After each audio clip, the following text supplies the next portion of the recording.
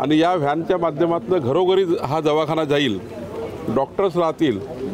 त्यांचा जागा त्या खोटारडेपणा लोकांना माहीत झाला आणि त्यांना असं वाटतं आहे की आता महाराष्ट्राचे आमचे एकनाथ शिंदे, देवेंद्रजी, अजितदादा यांनी लाडली बहीण योजना सुरू केल्यामुळं त्यांना असं वाटतं की आमचा खोटारडेपणा आणि हे सरकार फटाफट या आमच्या बहिणीच्या अकाउंटमध्ये 1,500 रुपये महिना, 18,000 रुपये वर्षाचे जमा करणार आहे।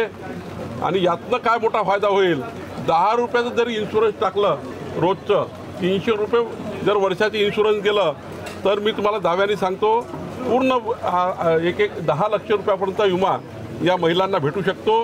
त्यामुळं आता काँग्रेसच्या जीवावर आली आणि त्यामुळं एकीकडे संपूर्ण डिपार्टमेंटचं काम मागच्या 5 वर्षामध्ये सरकारने केलं आहे।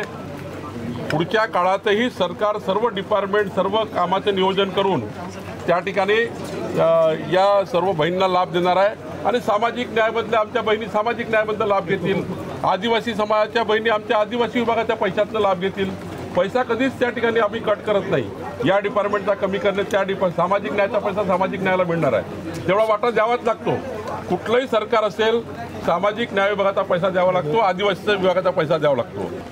हे आपापल्या विभागाचा विकास करण्याकरता, आपापल्या भागाचे विकास कामं करण्याकरता साधारण वित्त मंत्र्याला निधी मागतात, पण साधारण ज्या पद्धतीचं बजेट या महाराष्ट्रामध्ये आलं आहे आणि ज्या पद्धतीच्या व्यक्तिगत लाभाचे आमची लाडली बहीण योजना असेल किंवा शेतकऱ्याला वीज मोफत असेल, इतका ऐतिहासिक निर्णय मी ऊर्जा मंत्री असताना 5 वर्ष या गोष्टीचा विचार करायचो, पण देवेंद्रजींनी हा निर्णय घेतला। या राज्याच्या शेतकऱ्याला वीज बिल माफ करणे हा ऐतिहासिक निर्णय, असे निर्णय जे घेतले आहे, 3 सिलेंडर मोफतचा निर्णय आहे।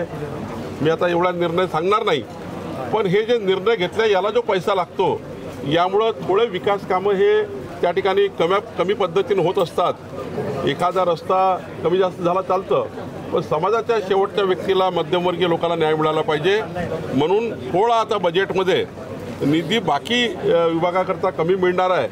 म्हणून अजितदादांनी म्हटलं असेल की बाबा बजेट आपण मोठ्या प्रमाणावर व्यक्तिगत लाभाच्या योजनांवर खर्च केला आहे।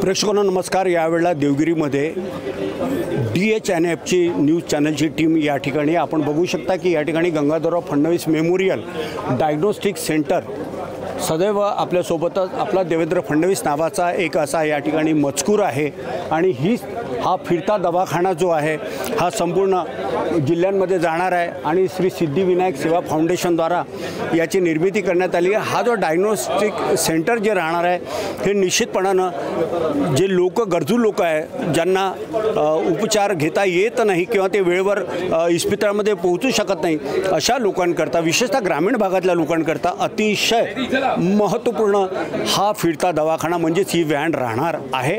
आणि आत्ताच आपल्यासोबत भारतीय जनता पार्टीचे प्रदेशाध्यक्ष चंद्रशेखर बावनकुळे आणि संदीप जोशी यांनी या संदर्भामध्ये माहिती दिलेली आहे।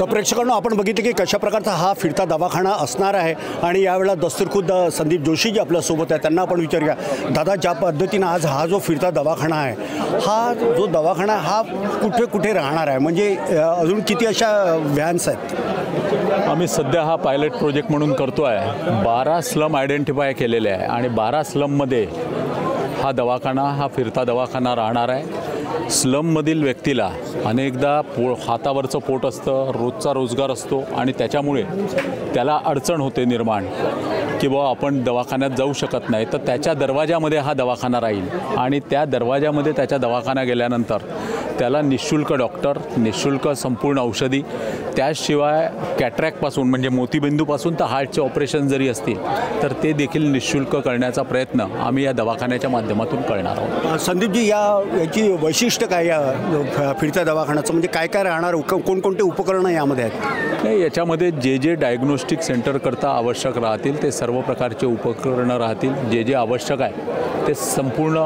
डॉक्टरला जेवढे गरजा आहे त्या पद्धतीने या ठिकाणी राहणार आहे. DHFचे न्यूज चॅनलचे लाखो प्रेक्षक वर्ग आपल्याला नीट ऐकतात आहे, बघतात आहे, काय त्यांना सांगाल?